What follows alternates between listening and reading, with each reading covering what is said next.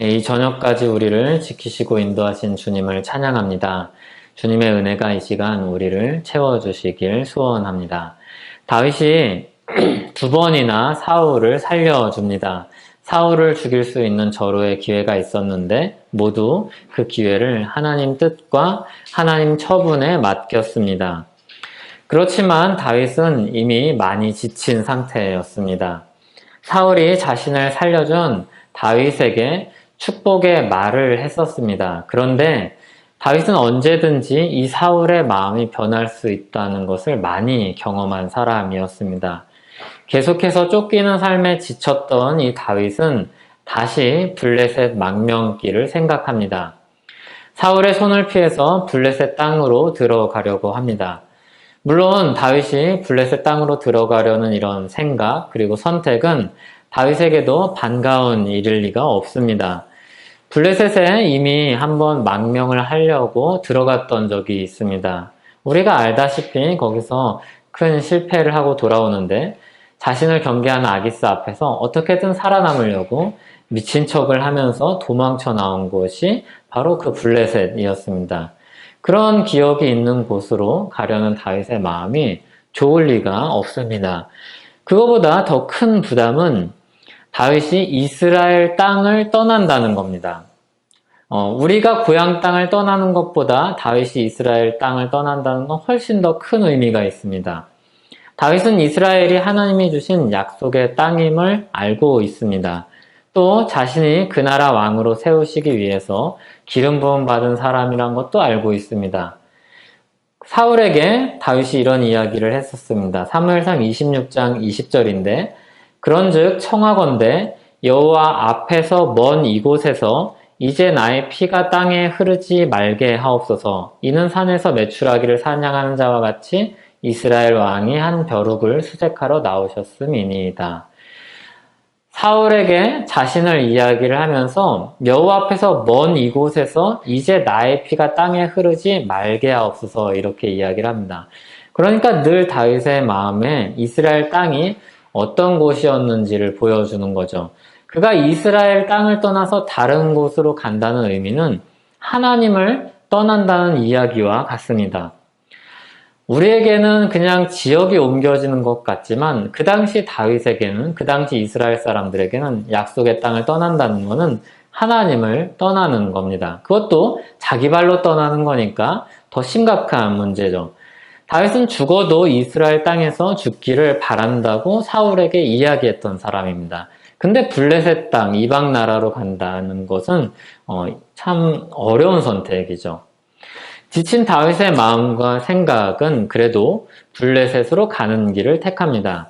오늘 본문 1절에 보면 이렇게 말을 합니다. 다윗이 그 마음에 생각하기를. 다윗의 마음에는 여전히 사울을 향한 두려움이 있습니다. 언젠가 자신이 사울의 손에 망할 것이다. 이스라엘에 남아있으면 결국 발각되어서 절망에 빠질 것이다. 이런 마음이 다윗을 사로잡습니다. 그리고 이 두려움 때문에 블레셋으로 가는 발걸음을 내딛게 되죠. 사무엘서에 보면은 이렇게 다윗이 블레셋으로 망명한 일에 대해서 옳다 그르다 평가를 내리지 않습니다. 사무엘서를 기록한 방식이 그런 방식이 아니기 때문입니다.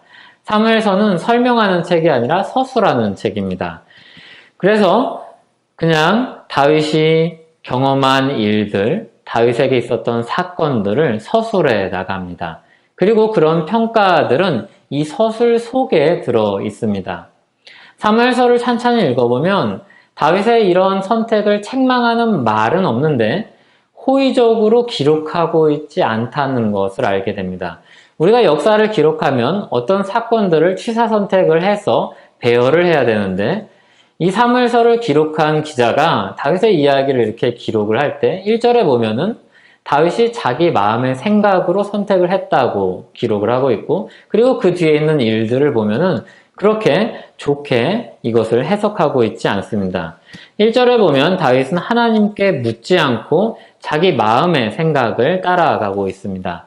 그런데 사무엘서에 보면은 다윗의 평소 행동은 사울과 다르게 하나님의 뜻을 묻는 사람으로 사무엘서에 나타나 있습니다. 근데 여기에 부분에서는 다윗이 하나님께 묻지 않고 자기 마음의 생각을 따라서 묻고 그리고 그 길로 따라갑니다.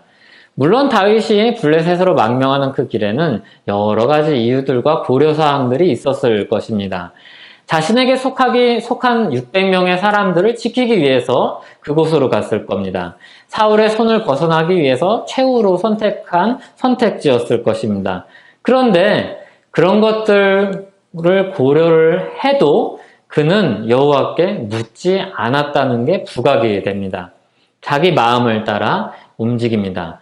그렇게 하나님을 떠나서 자기 마음으로 생각한 다윗의 마음은 두려움, 불안, 위기, 그리고 걱정이었습니다. 다윗도 하나님 곁에 서지 않으면 보통 사람과 크게 다를 바 없던 한 사람이었습니다. 그렇게 사울을 피해서 블레셋으로 온 다윗을 아기스 왕은 반갑게 맞아줍니다. 이전에는 다윗을 굉장히 경계했지만 이제는 좀 상황이 달라졌고 자신에게 유익이 또 있다고 생각했기 때문에 반갑게 맞아줍니다. 그는 시글락에서 시글락이라는 한 땅을 내주고 그들이 머물 수 있도록 허락을 해줍니다. 그리고 그냥 그 땅에 사는 게 아니라 더욱 밀접한 관계가 돼서 다윗은 아기스와 가까이서 그를 지키는 사람으로 여기고 또 그 무리들은 아기스를 위해서 싸우는 동맹군으로 여겨집니다. 아기스는 용맹한 다윗과 그를 따르는 한 무리를 얻었다고 생각했을 것입니다. 그게 12절에 나옵니다. 그로 인해서 다윗은 사울의 손에서 안위를 얻었고 1년 4개월이라는 시간을 보장받습니다. 그런데 다윗이 앞에서 하나님을 배제하고 블레셋을 선택하였다고 하였는데 이 자기 마음을 따라서 블레셋을 선택한 결과는 그렇게 좋지 않습니다. 다윗이 하나님께 묻지 않고 자기 마음의 생각을 따라서 움직였습니다. 그리고 이제 그 결과를 우리가 보게 됩니다. 그 결과는 당장 좋아 보였습니다. 그 결과가 무엇입니까? 사울의 손에서 벗어났습니다. 사울이 더 이상 자신을 쫓지 않습니다. 마음 놓고 잘 수 있는 자리를 얻었습니다. 얼마 만에 편안하게 자게 되었을까요? 그런데 다윗이 그 안위를 얻기 위해서 잃어버린 것은 무엇인가 하면 거룩한 삶입니다. 그가 얻은 1년 4개월은 거짓말로 얻은 삶입니다.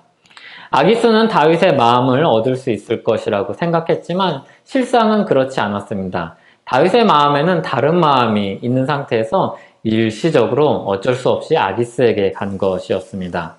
사울을 피하기 위한 한 방편으로 블레셋을 택한 것뿐이었습니다. 그래서 아기스의 생각과 달리 이제 다윗이 드디어 내 편이 되었구나 하는 것은 아기스의 생각이었지 다윗의 생각이 아니었습니다. 다윗은 여전히 그 속마음이 이스라엘을 향하고 있었습니다. 그런데 다윗이 그 아기스 편으로 가면서 아기스 편에 서서 그를 위해서 싸우는 듯한 그런 인상을 주려고 했습니다. 한 번은 아말렉을 다윗이 치고 돌아옵니다. 그때 아기스가 그 돌아온 다윗을 반기면서 어디서 노획물을 이렇게 많이 얻어왔냐 이렇게 물어봅니다. 그때 다윗은 솔직하게 말하지 않습니다. 유다의 평생 숙적이었던 하나님이 멸망하시리라고 말씀하였던 아말렉을 치고 왔다고 이렇게 이야기하지 않고 사무엘상 27장 10절을 보면 다윗이 유다 네겝과 여라물 사람의 네겝과 겐 사람의 네겝을 치고 왔다고 이렇게 이야기합니다. 네겝은 개역 성경에 보면 남방으로 번역이 되어 있습니다.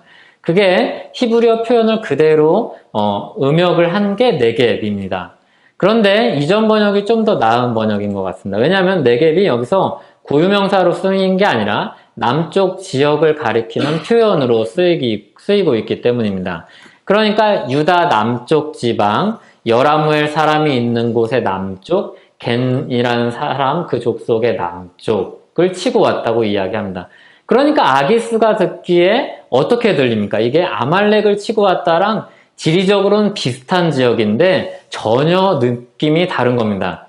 앞에 아말렉을 치고 왔다면 아직도 유다의 마음이 있구나 이렇게 들리지만 유다의 남방을 치고 왔다라고 이야기를 하면은 아기스가 듣기엔 이제 유다를 완전히 떠났구나 이런 느낌이 듭니다.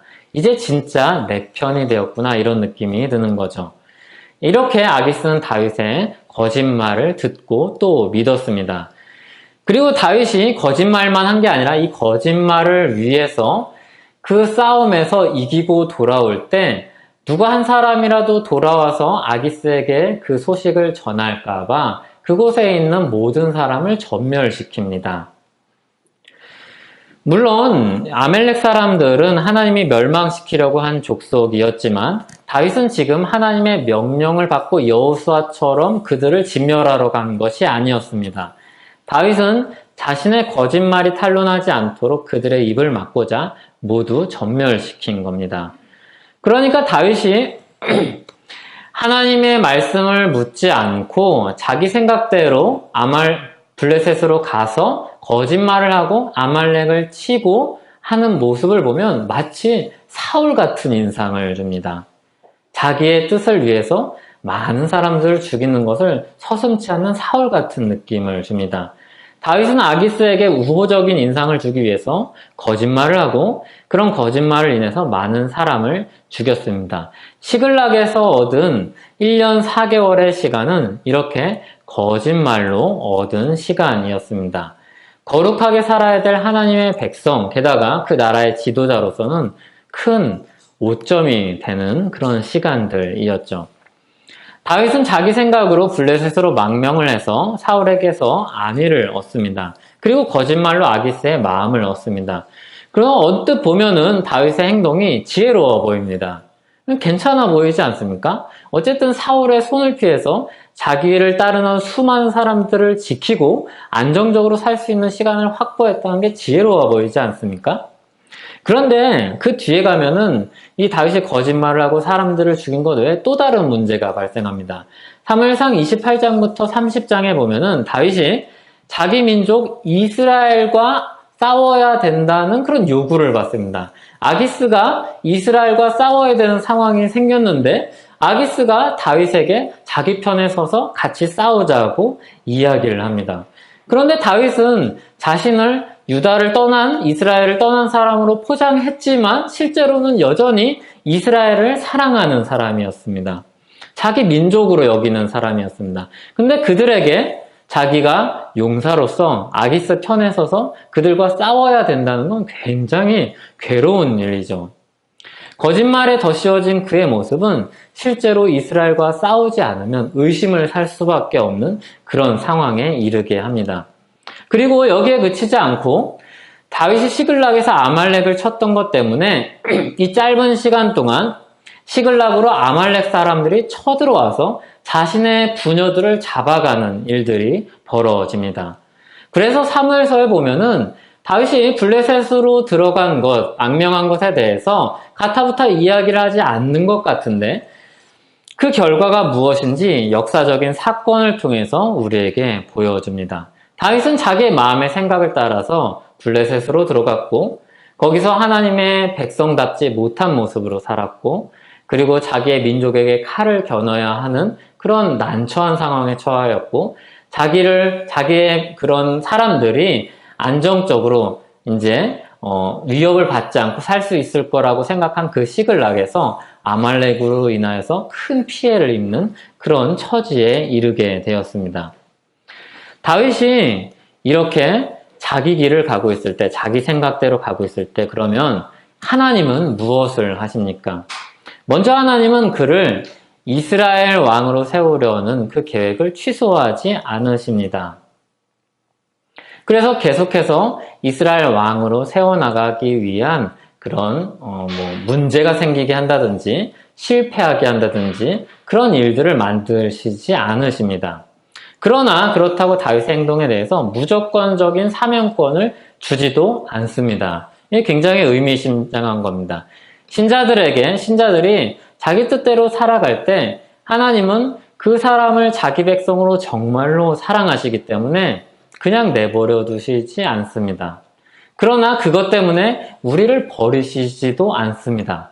이게 신자가 가지고 있는 하나님 앞에서의 삶입니다.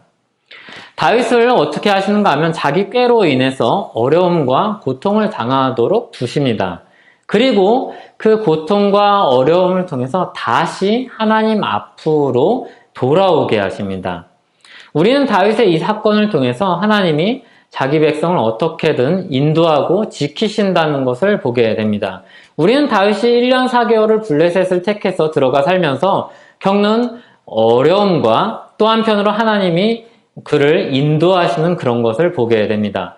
하나님은 예수님이 말씀하신 대로 한 마리 자기 양일지라도 잃어버리면 그것을 반드시 찾기까지 포기하지 않으시는 분입니다. 반드시 그 양을 찾아내십니다. 또한 하나님은 그 와중에도 자기 뜻을 포기하지도 않고 잃어버리지도 않으시고 계속해서 이루어 가십니다. 사람은 못하는 거죠.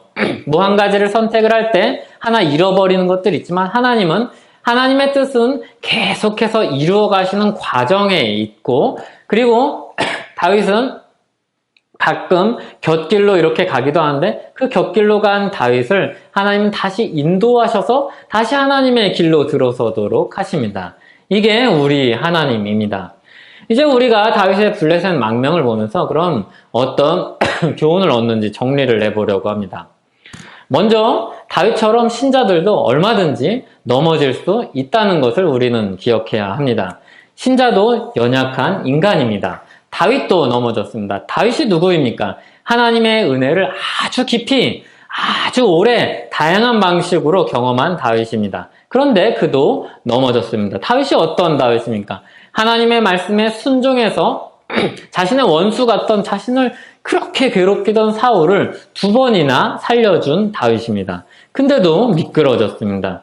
이 사실은 우리에게 어떤 교훈을 주는가 하면 우리 신앙의 근거가 철저히 우리에게 있지 않다는 것을 이야기해 줍니다. 다윗의 신앙도 철저하게 다윗에게 있지 않다는 것을 우리에게 보여주는 겁니다. 우리 신앙의 근거가 우리 자신에게 있지 않다는 이야기가 무엇이냐면 우리가 좋은 선택과 판단을 해서 우리가 좋은 길로 갔다는 이야기가 아니라는 겁니다. 다윗이 아주 적절한 판단을 해서 좋은 길로 걸어가서 왕이 됐다는 이야기가 아니라는 겁니다. 또 우리 신앙이 아주 뜨거워서 그 뜨거운 신앙으로 인해서 하나님이 감화하여서 네 신앙이 너무 좋구나 해서 좋은 것을 낳게 하시지 않았다는 겁니다. 그러니까 다윗이 하나님 앞에서 특별한 마음을 가지고 있어서 뜨거운 마음을 열정을 가지고 있어서 하나님이 그거 보시고 네 마음이 너무 좋구나 내가 인정해 주마 해서 그 신앙을 유지시켜 주거나 그에게 은혜를 주시지 않았다는 겁니다. 또는 우리 강력한 의지가 꽃을 피웠다는 뜻도 아닙니다. 다윗이 아주 하나님을 향한 특심이 있어서 강력한 의지로 여러 가지 우여곡절 끝에서도 하나님을 잊어버리지 않고 버리지 않고 하나님을 쫓아간 결과가 다윗에게 그렇게 나타난 것이 아니라는 이야기입니다. 어떤 사람의 탁월한 이성도 뜨거운 열정도 강력한 의지도 우리 신앙의 근거나 원동력이 될 수 없습니다. 우리 신앙의 근거와 원동력은 오직 하나님으로부터만 나옵니다. 만약 그렇지 않다면 예수님이 십자가에 달리실 필요가 없었을 것입니다. 예수님이 십자가에 달리신 이유는 우리에게 전혀 가능성이 없기 때문에 주님이 그것을 해결하지 않으면 안 되기 때문에 주님의 특별한 은혜의 역사가 아니고서는 우리를 돌이킬 길이 없기 때문에 우리에게 가지고 있는 근거로는 도저히 하나님 앞으로 우리를 끌어갈 수 없기 때문에 주님이 그 십자가에 달리셨어야 했던 것입니다. 우리 신앙의 근거와 원동력은 예수 그리스도의 십자가에만 있습니다. 거기서 멀어질 때 우리는 다윗처럼 미끄러집니다. 거기서 멀어져서 다윗처럼 우리 마음의 생각에 귀를 기울일 때 우리는 넘어질 것입니다. 그리고 하나님에게서 멀어져서 블레셋으로 가는 길을 마다하지 않을 것입니다. 우리 신앙에 있어서 실수와 실패의 가능성은 우리를 안일하거나 나태한 신앙생활로 이끌어가는 그런 길이 아닙니다. 그렇게 이끌어가지 않습니다. 그렇게 사람들이 실수할 수 있다, 실패할 수 있다, 원래 연약하다라고 이야기하면 안일해질 수 있지 않나요? 라고 되물을 수 있습니다. 하지만 성경은 그렇게 이야기하지 않습니다.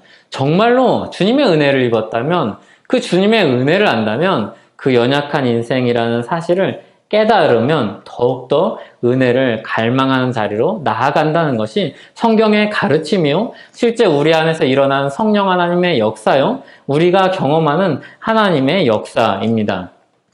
우리는 연약성을 깨달으면 깨달을수록 나태해지는 것이 아니라 오히려 주님을 더 붙드는 은혜를 갈망하는 그 자리로 나아갑니다. 하나님의 은혜가 오늘도 지금도 필요하다고 주님께 엎드리는 자리로 나아가게 합니다. 그러니까 우리의 연약성을 발견하는 그 지점, 우리가 넘어지는 그 지점은 하나님의 은혜가 필요함을 깨닫고 그리고 주님 앞에 엎드리도록 만드는 길이 됩니다. 그러니까 우리의 실수와 우리의 좌절과 우리의 낙심한 그 상황은 우리를 넘어뜨리는 것이 아니라 우리를 하나님께 나아가게 하는 과정이요, 길이요, 그리고 도구입니다. 다윗도 넘어졌습니다. 우리도 얼마든지 넘어질 수 있습니다. 주님의 십자가 없이 괜찮다는 생각, 하나님을 떠난 생각에 빠지면 언제든지 그렇게 될 수 있습니다. 그때마다 주님은 다윗에게 행하셨던 것처럼, 다윗을 돌이키게 하신 것처럼 다시 주님의 뜻을 묻고 주님의 은혜를 구하는 자리로 인도하십니다. 그런 장면이 28장부터 30장의 그 과정 속에서 나옵니다. 다윗은 다시 자기 마음의 생각을 묻지 않고 하나님께 여쭙습니다. 하나님, 아말렉 쫓아갈까요? 하나님 쫓아가면 우리가 이길까요? 그렇게 다시 하나님을 묻는 그런 모습으로 다윗은 돌아갑니다. 주님이 다윗을 돌이키게 하신 것처럼 다시 주님의 뜻을 묻고 주님의 은혜를 구하는 자리로 우리를 인도하십니다. 다시 주님의 십자가를 바라보며 그 은혜로 우리가 주님 안에 살게 되었으며 살고 있음을 깨닫게 해주십니다. 그러니까 신자에게 있어서 어려운 기간은, 힘든 시간은, 괴로움은, 고통은 주님께로 가는 아주 큰 대로입니다. 하나님은 자기 백성이 다시 십자가 아래로 나아오도록 이끄십니다. 하나님을 잠시 떠난 백성들이 이내 다시 찾아오도록 인도하십니다. 다시 하나님 앞에서 살도록 하십니다. 더 큰 죄악으로 치닫지 않도록 지키십니다. 그래서 자기 백성들이 하나님 뜻 안에 있도록 만드십니다. 하나님의 그 큰 역사, 계속해서 이루어가고 있는 그 역사에 동참하는 자리로 우리를 불러주십니다. 그 과정 속에서 우리는 예수 그리스도의 십자가를 보면서 우리에게 아무런 자랑거리가 없다는 것을 철저하게 깨닫습니다. 우리 신앙의 근거와 원동력과 그 모든 것이 예수 그리스도의 십자가 외에는 없다는 것을 철저하게 깨닫습니다. 주님 나라의 백성으로서의 시작과 과정과 끝이 다 주님께 있음을 각 사람이 알고 그리고 모든 교회가 알도록 하십니다. 그래서 거기서 주님의 뜻을 다시 묻고 다윗처럼 우리를 살게 빚어가십니다. 하나님 나라 역사에 동참하면서 살도록 하십니다. 이 은혜의 역사에 우리가 순응하는 그런 마음이 있는 것이고 거기에서 조금 실수하고 연약하여져서 멀어질 때가 있는 것입니다. 그러나 거기서 순응하면, 충성하면, 하나님을 사랑하면 주님의 역사에 다시 서는 것이고 그렇지 않으면 거기서 떨어져 나가는 것입니다. 아무리 강력한 의지가 있어도 아무리 뜨거운 열정이 있었더라도 아무리 주님께서 주신 은사로 뛰어난 지성을 가지고 있을지라도 거기서 하나님을 바라보지 않는다면 떨어져 나갈 것입니다. 주님의 역사에서 그 순간만큼은 제외될 것입니다. 아무리 많은 경험과 그 은혜의 역사를 겪었다 하였을지라도 그 순간만큼은 다윗처럼 떨어져 나가게 될 것입니다. 주님의 역사에 순응하여서 다시 예수 그리스도의 십자가 은혜를 바라보면서 그 영광스러운 길을 걸어가는 저와 여러분 되기를 소원합니다. 기도하겠습니다. 주님, 우리는 다윗처럼 얼마든지 주님의 길에서 벗어날 수 있는 사람들입니다. 하지만 주님 다윗을 다시 주님의 길로, 영광스러운 그 길로 불러주셨던 것처럼 우리도 그 길로 다시 불러주실 줄 믿습니다. 다만 주님, 우리가 주님께서 다시 부르실 때, 주님 손이 잡아 이끄실 때 순응하여서 그 손을 잡고 따라서 순종하는 그 삶을 살게 하여 주시옵소서. 거기에 우리 삶에 영광이 있고 우리 삶의 가치가 있고 그리고 주님의 목적이 있음을 깨달아 알게 하여 주시옵소서. 그리고 우리의 모든 지성이 그 길이 지혜임을 깨닫게 하여 주시고 우리 모든 마음이 그곳을 향한 열정을 가지게 하여 주시고 우리 모든 의지가 주님을 바라보고 쫓아갈 수 있도록 붙들어 주시옵소서. 그런 삶을 우리 일상 가운데서 실현할 수 있도록 이끌어 주시옵소서. 예수님의 이름으로 기도하옵나이다. 아멘.